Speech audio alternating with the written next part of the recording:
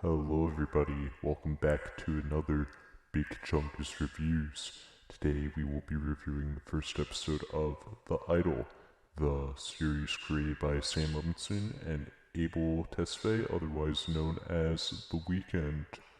So there's been a lot of controversy surrounding the show. The original director left, Sam Levinson came in, and supposedly it was supposed to be some sort of male gaze type show about a singer who's in Britney Spears type situation who is going to be on a downward spiral. The first two episodes were shown at the Cannes Film Festival this year and was met with mixed negative reviews, mostly saying, like I said before, that the show was porn, essentially.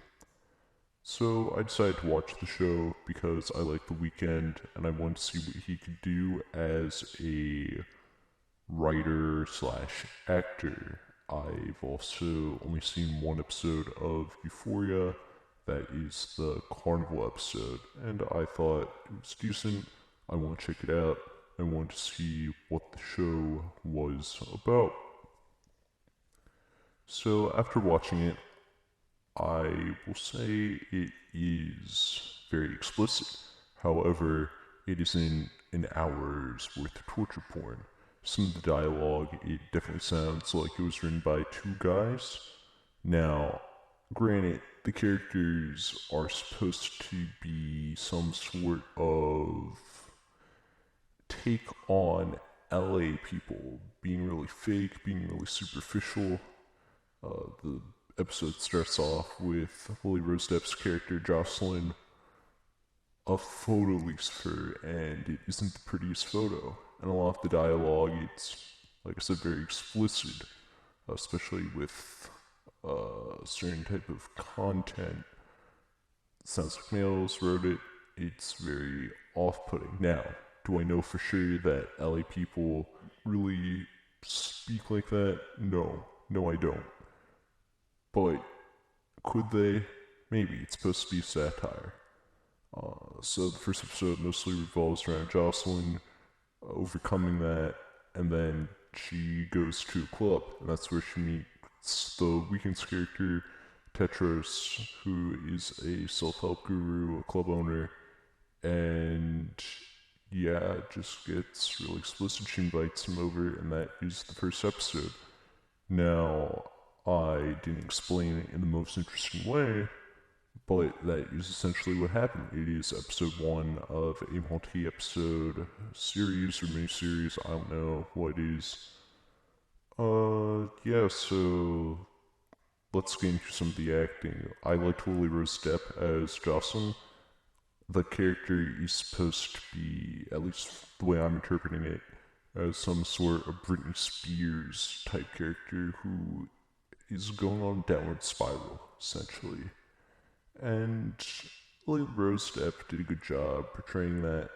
Like I said before, I've never met one of a superstar like Britney Spears in person, so I can't say how accurate these people are to the actual person. Tetris, Abel Tesfaye, he does a good job playing the character. You can tell he hasn't acted before in too many things other than Uncut Gems, which I liked him in that. He's good in the first episode. Doesn't really stand out. You can tell he's not classically trained. Troy Sivan, he's one of Jocelyn's creative people. He did good. All the creative people, I think, did good. There was one person who drove up to the gate in a Ferrari. I think I'm looking at the cast now. Eli Roth. I did not realize that was him. Eli Roth was in Glorious Best. I don't know if I can say it on YouTube. He was in that one Quentin Tarantino movie. I liked him in that movie. Yeah, his performance, it was. Dan Levy did a good job. Most of something he's only in it for like 2 seconds. I'm assuming his character will be bigger later down the series. Rachel Sennett, I really liked her. I think she stole the show in terms of performance. Hank Azaria, he did an okay job, I think. Yeah, that's all I want to say about the acting. I liked everybody for the most part. Cinematography. So, cinematography, it's very 1970s. In a weird way, the show reminded me of Salo, or the 120 Days of Sodom. That is probably the most disturbing film I've ever seen. I will say this show isn't as disturbing as this, despite what the critics want you to think. So, yeah, I like the cinematography. There were some shots that looked a little sloppy, but most of the 1970s movies, I think they're trying to take influence from. The cinematography isn't 100% perfect, but there's some really good shots in there. The show kind of reminded me of Spring Breakers. Now, I was not a big fan of that movie when I saw it, but I've checked out some of Harmony Korine. I think that's how you pronounce his names. I've checked out a few of his other films. I really like those. I like Gumma. And you can tell Sam Levinson and The Weeknd are taking an influence from Spring Breakers as well.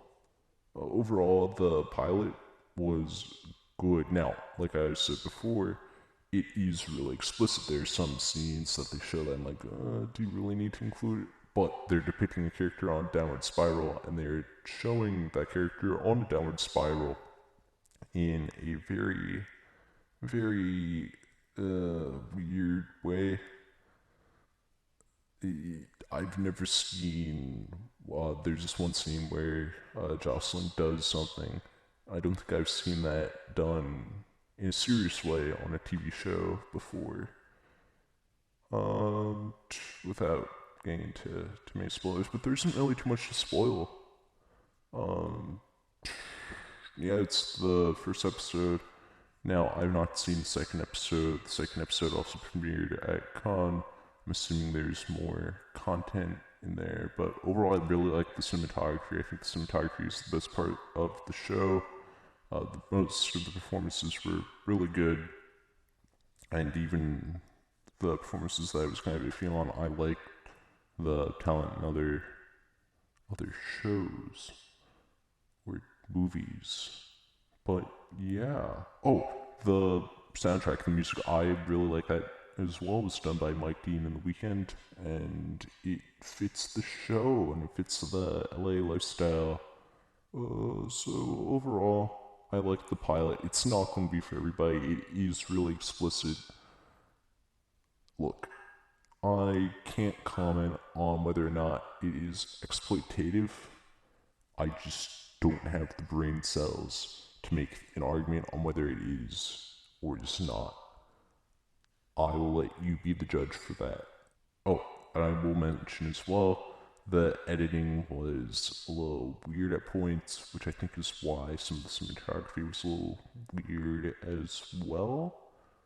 But also the editors and given the proper shots, yada yada yada. Yeah. So I wouldn't recommend this for everybody. I will definitely watch the second episode. I don't know if I'll give a review for every single episode. Maybe I'll do a season 1 review.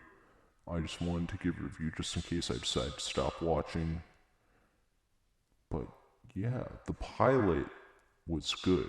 Now, I don't know what the rest of the series will hold for me. It could get really bad really fast, especially with distasteful content. But overall, good pilot. And yeah, I will see you on the next one. This is Big Chungus Reviews signing out.